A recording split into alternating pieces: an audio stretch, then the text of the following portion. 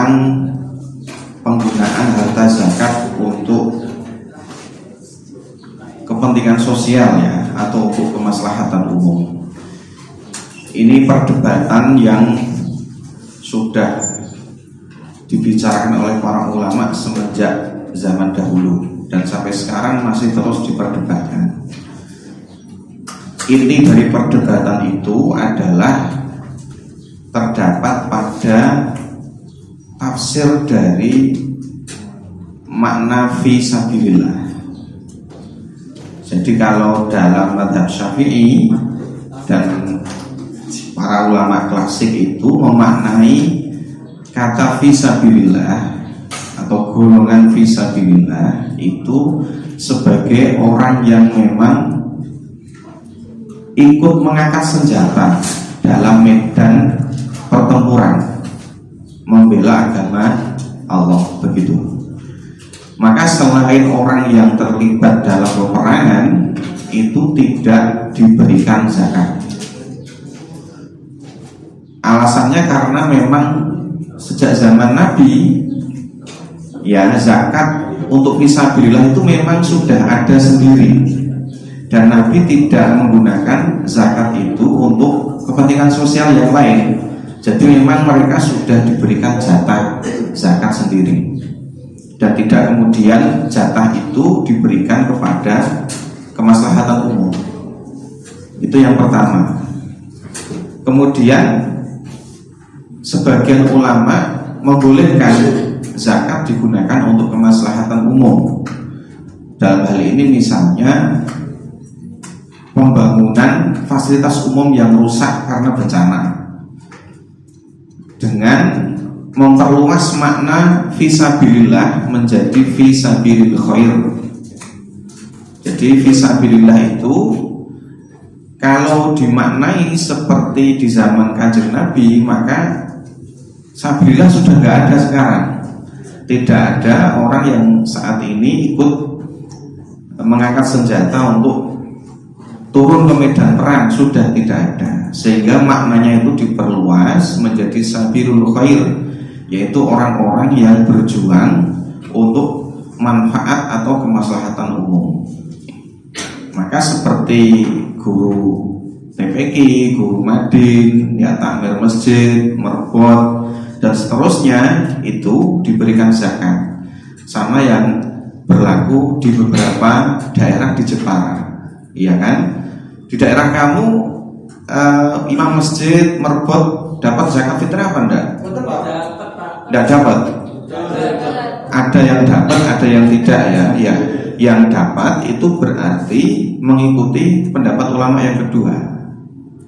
Nah, pendapat yang kedua ini yang sekarang ini banyak digunakan misalnya oleh MUI.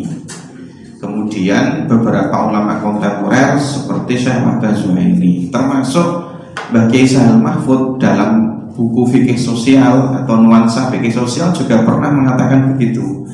Makna fisabilillah itu sekarang tidak lagi dimaknai sempit hanya orang yang memanggul senjata, tapi orang-orang yang berjalan untuk kemaslahatan umum. Bahkan Mbah Kiai Sahal itu punya inisiatif zakat produktif. Jadi harta zakat itu jangan hanya diberikan dalam bentuk beras atau uang tunai kayak bansos kayak, tapi bagi Sahal punya inisiatif untuk memberikan harta zakat itu dalam bentuk modal. Ya, modal usaha untuk perbaikan ekonomi. Karena memang semangat zakat itu untuk pengentasan kemiskinan.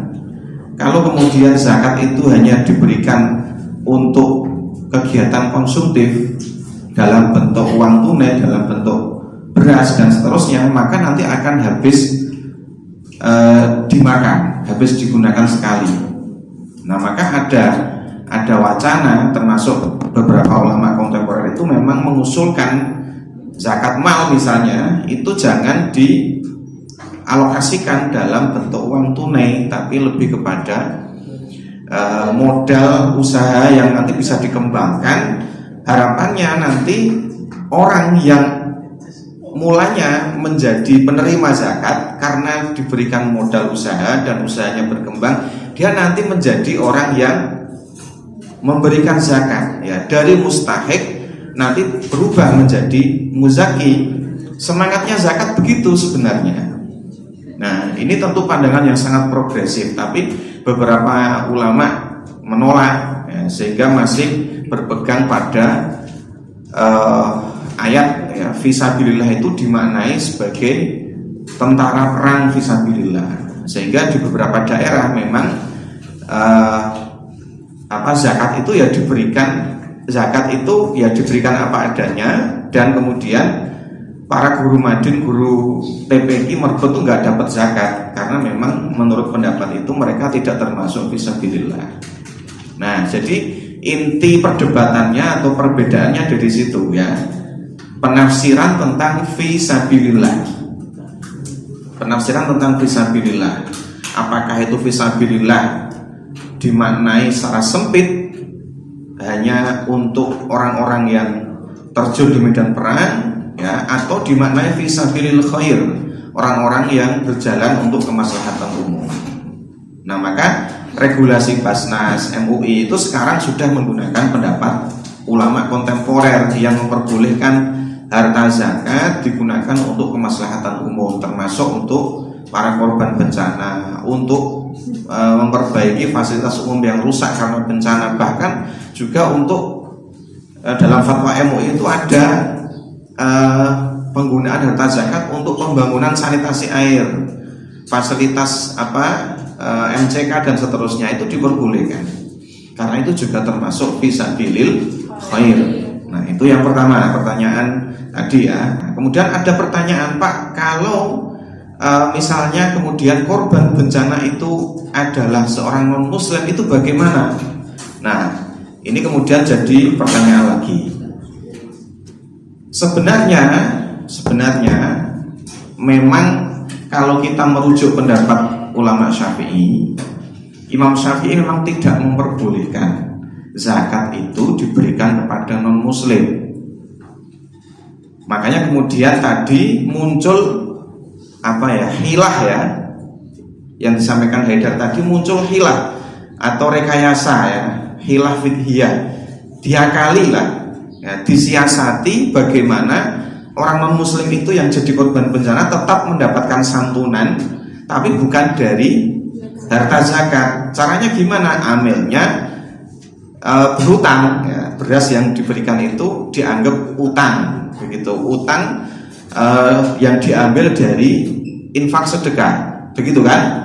Nah, dalam mazhab Syafi'i memang tidak boleh zakat fitrah, zakat mal tidak boleh diberikan kepada muslim, kecuali itu berbentuk infak sedekah, maka boleh diberikan kepada muslim. Nah, tapi apakah ulama sepakat tentang itu, Pak? Tidak, ya. Di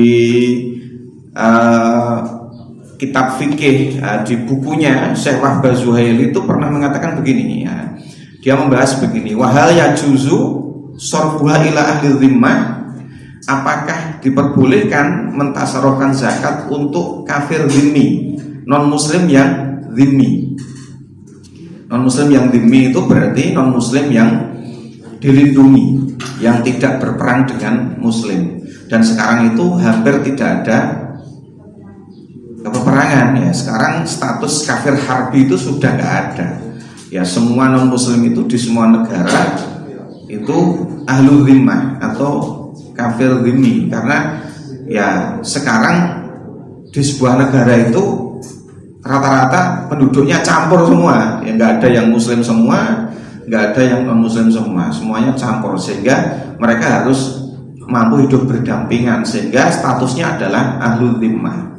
Apakah diperbolehkan memberikan zakat kepada ahlul dhimmah? Di sini Syekh Wahbah Zuhaili kemudian merekam dua pendapat. Ya, pendapat yang pertama itu memang mengatakan tidak boleh, yang disampaikan oleh Imam Syafi'i atau mazhab Syafi'iyah. Tapi qala Abu Hanifah wa Muhammad yajuzu.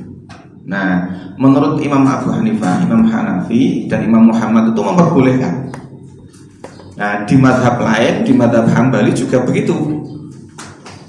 Ibnu Qudamah itu mengatakan bahwa al-mu'allafatu qulubuhum kismani, bahwa yang disebutkan dalam Al-Quran al-mu'allafatu qulubuhum atau mu'allaf itu bisa dibagi menjadi dua. Yang pertama adalah yang seperti kita pahami adalah orang yang baru masuk Islam. Itu dia berhak mendapatkan zakat untuk menjaga supaya imannya semakin kuat. Tetapi yang nomor dua menurut Syekh Ibnu Qudamah adalah orang yang diharapkan keislamannya. Jadi dia statusnya masih non muslim tapi peluang untuk masuk Islamnya sangat besar, sehingga orang-orang seperti ini juga boleh diberikan zakat karena dia berpotensi untuk masuk Islam dan mungkin nanti akan menarik orang-orang di sekelilingnya. Maka orang-orang itu disampaikan di situ adalah misalnya pemimpin-pemimpin non-muslim. Nah, dan inilah pendapat Syekh Ibnu Qudamah ini yang kemudian diadopsi oleh Majelis Tarjih dan Tajdid Muhammadiyah. Jadi Majelis Tajdid dan Tarjih Muhammadiyah itu kebalik ya. Majelis Tarjih dan Tajdid Muhammadiyah itu membolehkan zakat diberikan kepada non-muslim dengan merujuk kepada pendapat Imam Hanafi dan pendapatnya Syekh Ibnu Qudamah tadi dari kalangan Hanabilah, bahwa mu'allaf itu ada dua. Mu'allaf yang memang sudah masuk Islam tapi masih baru ya, newbie newbie dalam keislamannya. Atau yang kedua adalah orang yang masih non muslim tetapi dia diharapkan keislamannya punya pengaruh untuk menarik orang-orang lain masuk Islam. Begitu.